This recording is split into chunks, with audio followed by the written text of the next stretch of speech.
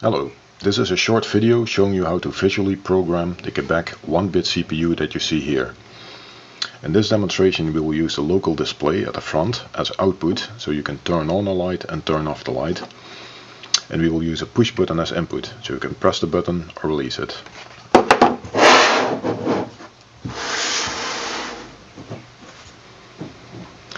You will make your program in the program area on the left here. Each cell can contain a condition, an action or an arrow connecting conditions and actions. You have a button to run your program, and on the right you have a palette with conditions, actions and arrows. Let's go briefly through the palette. First, as a condition, it asks is the button pressed or not. Then, is the light on or off. Then there's an action, turn off the light. Another one, turn on the light.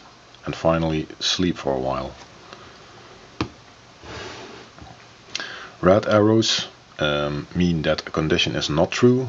Green arrows are chosen when a condition is true. Let's make a very simple program. Turn on the light.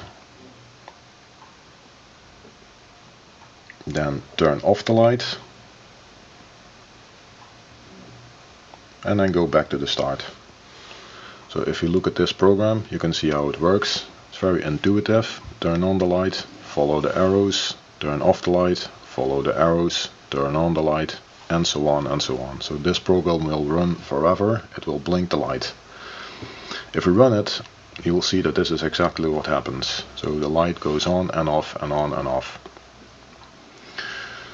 To see a bit better what happens, we can use a small delay.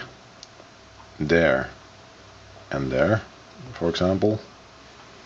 Now it will sleep a bit, then turn on the light, sleep a bit, turn off the light, sleep a bit, turn on, and so on and so on. So if we run this, we will see almost the same, except now the action is a little bit slower. The light goes on and off a little bit slower. This kind of program accepts no input. It always does the same, so it's pretty boring. So to change that, we can use the button as input. For example, if we change our program into this,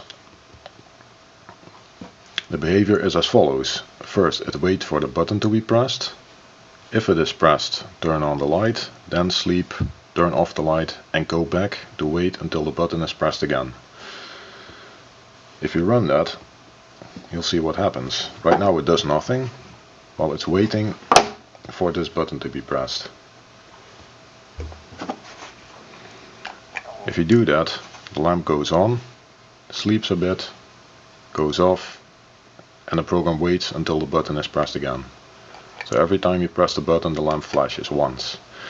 If you hold the button, then the program will loop around here, and the light will flash.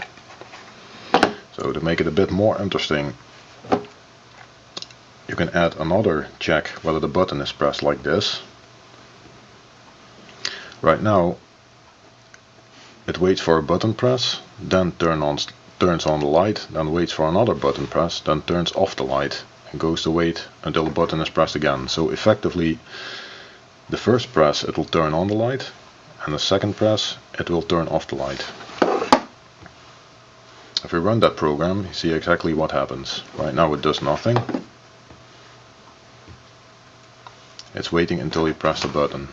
Press it once, the light goes on, now it's here, and waiting for the second button press. If you press it again, the light goes off, and it's waiting for a button again. So if we can turn on the light and turn off the light each time we press a button. If you hold the button, it will spin around, and the light will flash again.